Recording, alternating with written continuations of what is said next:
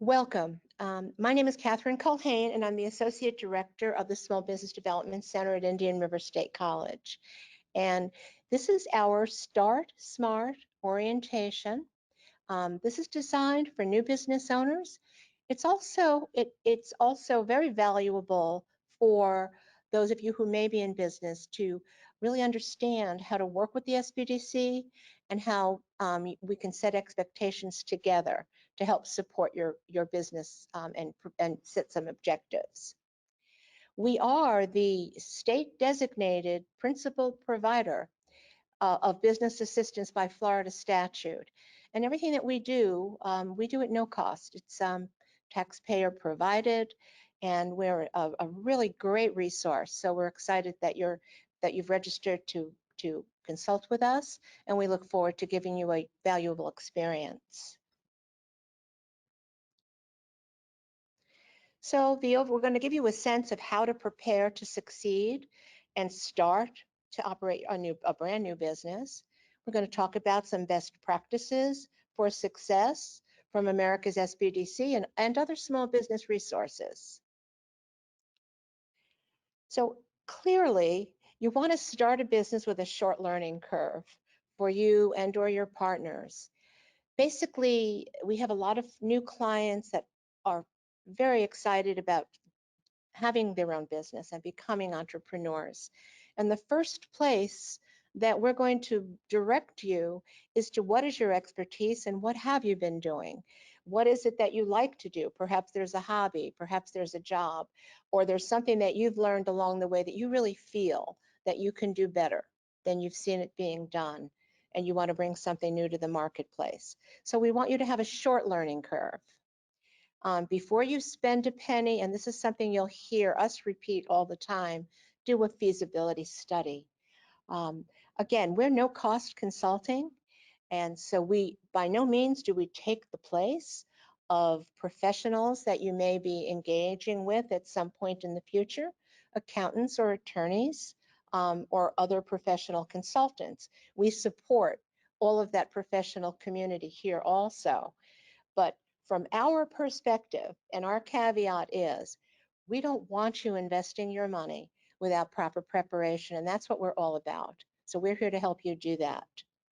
So I want you to also understand that you have to assume, unfortunately, that your chances of finding startup financing from a bank or public grants are very slim. You want to consider operating your business on a part-time basis. Most of our clients do that. They have consistent income that they can count on while they develop their business idea and start to make that work. And get guidance from all the experts and mentors that are available to you.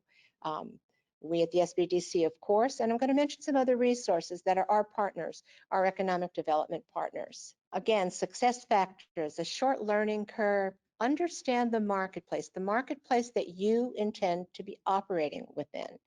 Many times we talk to a client who says, everybody is my market. Not necessarily. Not necessarily. Let's really narrow that down and understand. Yes, there's lots of opportunities to create virtual kinds of businesses, and in that way, perhaps you are still reaching out to a very large, vast marketplace. But your client and the particular marketplace and the culture of the marketplace that you're going to be successful in is what you really need to understand. You can never know enough about that. You're always learning that. We want you to plan well, to have appropriate marketing, reasonable expectations, very important, reasonable expectations. It's going to take some time to build this revenue stream that's going to actually sustain you, perhaps, and your family or partners, and maybe some varied revenue sources. There may be other ways when you're launching a business that you can integrate additional revenue sources. Lots of creative ways we see that being done through websites and other means. Failure factors, long learning curve, a lack of commitment. An entrepreneur has to be committed 24/7.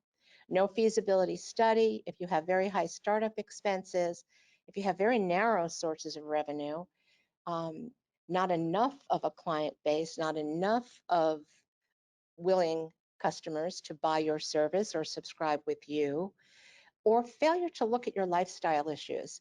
That seems kind of broad and maybe a no-brainer, but if you're coming to this great idea and wanting to devote your time and energy, and the people that are in your circle, whether they be your spouse, your significant other, children, partners, if they don't support you, you really have to consider how this is going to affect your lifestyle, how you're going to continue to get through the rough spots. So you do want to build a team around you of supportive people, not naysayers. It's an important fact.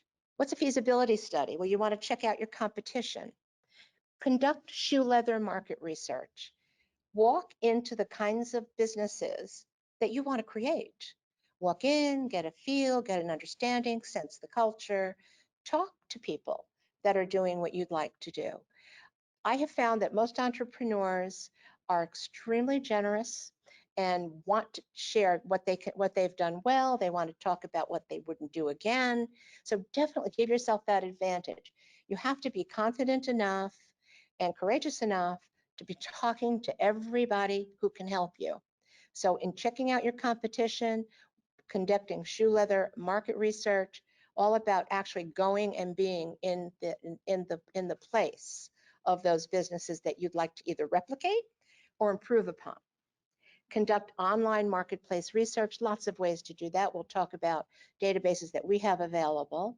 As in my next point, we do have tools that we subscribe to at SBDC. We pay those subscription fees. You do not have to.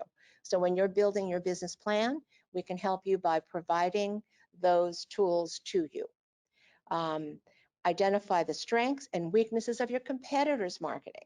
One of the first places I like to lead our clients to is websites of other competitors, and let's understand what appeals to me as a consumer on that website.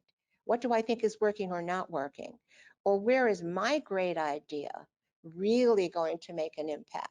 So you want to do that research, and through all the websites, through LinkedIn sites, through all the social media platforms where your competitors are talking about their businesses. Be very well acquainted with what your competitors offer and how they're offering it.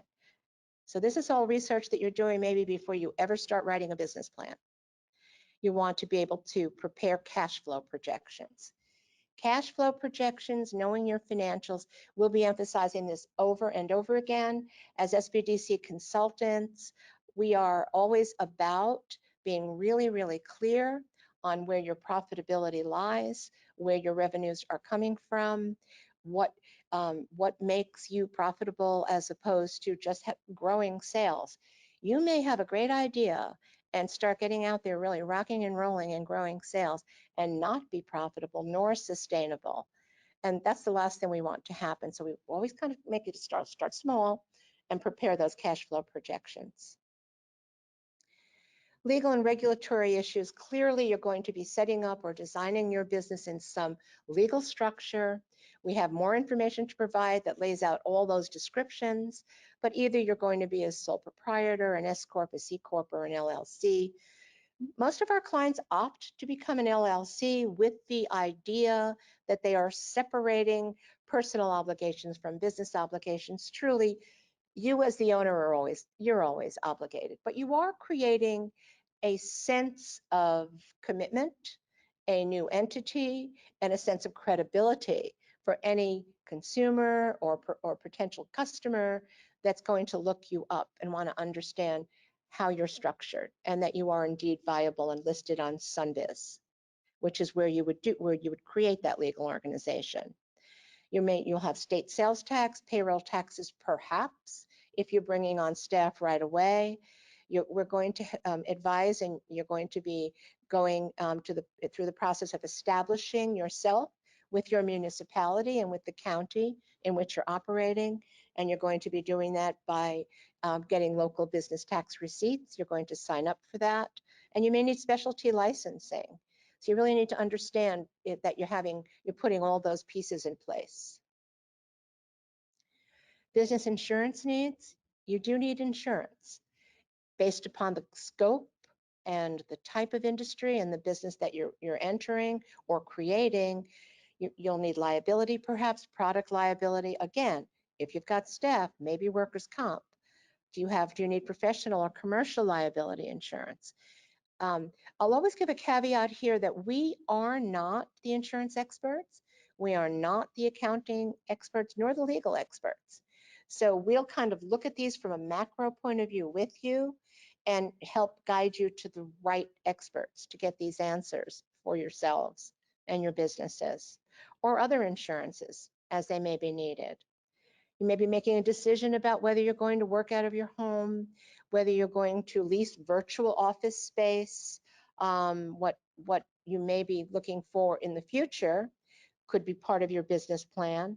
Most of our clients do start home-based businesses and grow from there as the revenue grows and the ability to cover the costs of leasing other space, obviously.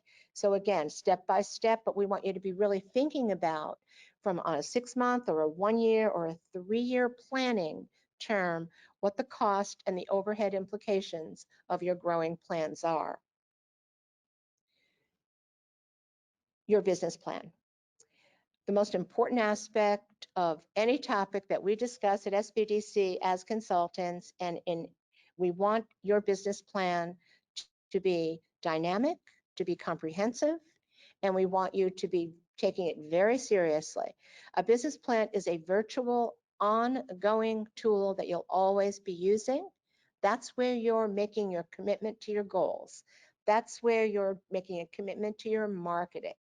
You're committing to the actions you're going to take and the time frames that you're going to take them within. And also creating your narrative, your executive summary, your sales pitch. Your business plan is going to be that vehicle that eventually can go in front of a bank or a lending institution to actually show a wonderful story about why you are ready for capital access, when you're ready to do some working loan, lines of credit, perhaps enter into a commercial building purchase, whatever it may be. You're building that business plan toward that audience always. And it's for you. It's also for you, so that it's always a working document, including the executive summary, the use of your cash, your loan proceeds. This will be your marketing plan, your cash flow projections. We're going to go a lot further into that right now. One of the paradigms that we recommend and we work within to help our clients is called the lean canvas model. So what you're seeing now in front of you is laid out a really very well designed brainstorming map. And I want you to kind of think of it that way. I want you to think about when you're looking at all the segments of this lean canvas model, you want to be able to articulate the top 3 problems that your business is here to solve, to address. You want to know them and be able to articulate them. And the features of the solution that you're providing. What is your unique value proposition? This is your marketing message to be repeated and to be consistent over and over again. So when you make this compelling, singular message, states why you are different and why you're worth paying attention to. This takes focus and time and a lot of good critical thinking and a lot of research. It's important. It can be updated, it can be adjusted, it can be modified, but it's important that you start by being able to do that. And again, I mean, this is also the thing that leads into your elevator speech, so that you're always able to speak to anyone at any time about what your business is, what you provide, and why they should be doing business with you. So you're always in the role of pitching that and being ready to do that. So here's where you're going to be laying that out. What's the unfair advantage that you have that can't easily be copied or bought? Who are your target customers, your customer segments? I said a little while ago, what is your market? Everybody is not your market. There will be a specific market. So your unique value proposition is addressing those targeted customers that you are most likely to attract. It can grow, it can change, but it has to have a starting foundation. And then the channels, what are the paths to get to those customers? Social media platforms, Facebook, Instagram, Twitter. We know there are lots and lots of media platforms. You don't have to know how to use them all right now, but you have to have some connection in your business planning to how you're going to eventually identify what they are and how to use them. What's the cost structure? Very important. Everything needs to be laid out relative to what it's going to cost you. You need a budget. Again, it's a working document. It's not carved in stone. It can be changed, but you do need to be identifying costs, distribution costs, hosting for social media platforms, people that you may be bringing in and on board, and where are your revenue streams coming from? What's the lifetime value, and your gross margin? What does it take to break even? What does it take to keep your business running? So now I like to talk about the Lean Canvas as the place where you're going to brainstorm and start getting some of this information established for yourself. This is eventually what you're going to extrapolate from to create your business plan. I offer this slide because there are a lot of online tools. One of them is called Strategizer that helps you learn how to use Business Model Canvas. I just think it's a wonderful opportunity, especially for those people that support you, that are on your team, to help you brainstorm. Think out of the box here. When you're actually first starting to work with the Lean Canvas model, reach for the sky a little bit. Put it all out there, and then you can refine it and work with it and eventually bring it into your business plan. So as far as business planning, we partner with and work closely with a state-of-the-art online, Palo Alto is the company that provides it, model called Live Plan. We recommend it. We provide it at a discount. We encourage our clients to use it, to evaluate it. Some of the reasons are the level of success we know that you can have with Live Plan. It's very intuitive. I'm not going to read entirely through this. You have this available. But what I like about Live Plan is you can pick it up in one place today and know how to answer this part of it. Know that you're going to be answering the next few parts of it, even though you don't quite have that clear yet in your mind. But it's going to lead you through every single component that you need to complete to have a good, viable business plan. It's intuitive and it's creative. It's really, I highly recommend it. And most of our clients really like it very much. Some of our clients opt not to use it, and of course you don't have to use this, but we do recommend it. Keeping accounting and financial records. Right from the beginning, you need to understand financial statements. If all you're doing right now is figuring out business receipts, and we say it because it often happens, in a shoebox, for now, if that's what you're doing, keep them separate, start to understand that. But of course, you're going to want a separate business banking account. You want to obviously keep track of your receipts, your invoices, your bank statements. Your accounting can be self-maintained or professionally provided. We're going to look at some choices for accounting programs that we know our clients work with successfully. So financials for business owners, you need to understand your key financial statements and be able to review them and be able to know where your cash flow is at any given moment in the cycle. You want to know how your financial statements relate to each other. And the value of a proper cost assessment. What do things actually cost? Is the value of your product or service or sales price commensurate with what your costs are? Are you undervaluing it? I mean, you need to always understand a proper cost assessment for all things that you're either charging for or paying for on the other side of it. And you need to understand how to make the ratios work for your business. There are ratios that are always going to be used in formulas for borrowing. So those ratios are metrics that we can help talk to you about and provide further information about through some other resource tools that we have.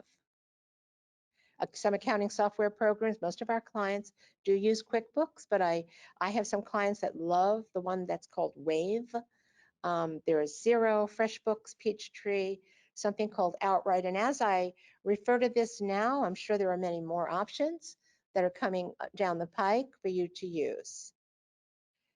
Funding your business, know that when you're starting out, you're funding your business with whatever funds and resources that you now have in the bank or on credit cards. And that's usually the way our clients do get started. Family and friends, personal credit. You're not going to be able to probably get startup money in the beginning of your venture. I am going to talk a little bit more about sources of funding later on in this orientation. Um, so when you're going to get funded at any time, at any point in time, again, you're going to need a good business plan. You're going to need good personal credit. You need to always know what your credit score is, be paying attention to that. You know, your initial investment is going to be yours, and collateral is always required for startups. Equity investors, they're out there. So I hear angel, venture capital. Um, these are typically for very, very large, maybe technology ventures or things of that nature. I do not know of any of our small businesses that have been able to take advantage of those particular providers. So again, in business financing, understand your financial statements, understand your collateral options. What are the risks and costs for different loan types? There really are no grants. Um, there really are no grants available. A lot of clients come to us and ask us about grants. We work with a couple of programs that provide small grants. They're very different though than within our resources here at SBDC. So you want to shop around. You're going to get expert advice always. Either your lending vehicle will most likely be an SBA guaranteed loan. Why do you need to know all this? Because what gets measured gets managed, what gets managed gets done. Again, understanding financial statements. Your basic financial statements are the income statement, balance sheet, and cash flow statement.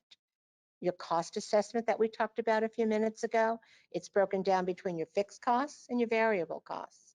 Your fixed costs are expenses that are not going to vary with sales. They're your overhead, your rent, salary, utilities, administrative costs, etc.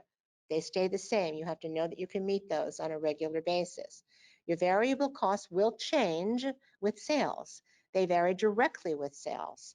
They're incurred if sales are made, such as the cost of goods, commissions, delivery costs, materials. Profit and loss statement, the basic formula for profit and loss statement is your sales minus the cost of goods sold equals your gross profit minus your overhead. There's your net profit. So under the SBA, our partner is the Small Business Administration. We partner with the SBA. We work closely with them, and we build strong relationships with SBA lenders for our clients. Some of the SBA loan programs that are out there that you may or may not know about include the 7A loan program. There's a 504 program that is geared for real estate and equipment loans. And there is a microloan program, and I always like to talk about that because it's through Accion, ACCION, and that really is a microloan program that's usually up to about 25. I think it may be a little higher now, maybe up to 50,000. And you may be able to apply for that even if you're only in business for 6 months, but have some performance history and have some other income to show. So on the one hand, when I say to you, there really is no startup funding, microloan programs are your best friend, I believe, once you're kind of moving forward and you've got your business up and running for a 6-month period, you can apply and try to get a microloan. They're there to get this really work with small businesses at that smaller level threshold. And of course, disaster loans, the SBDC, we are the provider, or I should say the facilitator and administrator for all disaster loans after disasters, most recently COVID-19, certainly after Hurricane Irma, after algae bloom. We would be the agents basically that would move you in the direction of applying and facilitating that loan, which is provided by the state of Florida, the funding. One of the resources and one of the most important resources that we offer at the SBDC is expertise in government contracting. This assists established businesses expand by reaching new markets through federal, state, and local government procurement. This is a program that you must be prepared for. You must be prepared and ready. And why I'd like to talk about this a little bit is a lot of people come to us because they want to go out there and they want to get right into the business of providing for the federal government, which can be very, very lucrative once it's well developed. And again, we have that expertise. Lots of steps to follow. Complete the required and mandatory government database registrations, the DNB, My Florida Marketplace. You have to evaluate, understand what agencies are buying, when, how much is purchased, understand the demand for your product or service. You're going to be developing an actual plan for entering into the government marketplace. We have within our team at SBDC an expert consultant to work with you in this process. You're going to develop a government marketing plan that best positions your company to succeed. In most cases, you need a minimum of 2 years in business and performance history to really start to be able to set yourself up to successfully win government contracts. Lots more information here. I'm going to leave this here. It's available for those of you this is your focus and this is one of your objectives in working with us. So I wanted to lay it out in much detail as I could. The other area of expertise within the SBDC is in international trade. So there again, we have an expert that works with you to provide strategic research and market planning to become export ready, to be able to develop your business to the point of providing a service or product, typically a manufacturing product, to outside of the USA. Who can export? Every US citizen or a legal resident of the United States. However, certain orders require an export license depending upon what it is, where it's going, who it's going to, and how it will be used. Again, our export marketing plan is a fee-based. It's one of the few fee-based resources and programs that we offer. It's very minimal. It's an amazing resource. One-on-one consulting, the market research is done. We have an expert again on our team that's all that she does is work with the export marketing plan for you and your business. These are our market research resources. So when you're doing your business planning and you've got your ideas lined up, you've articulated what you're doing, who your target customer is, you're going to be moving forward now to be creating a defined marketing plan. We have research resources to help you do that. These are the databases that we subscribe to.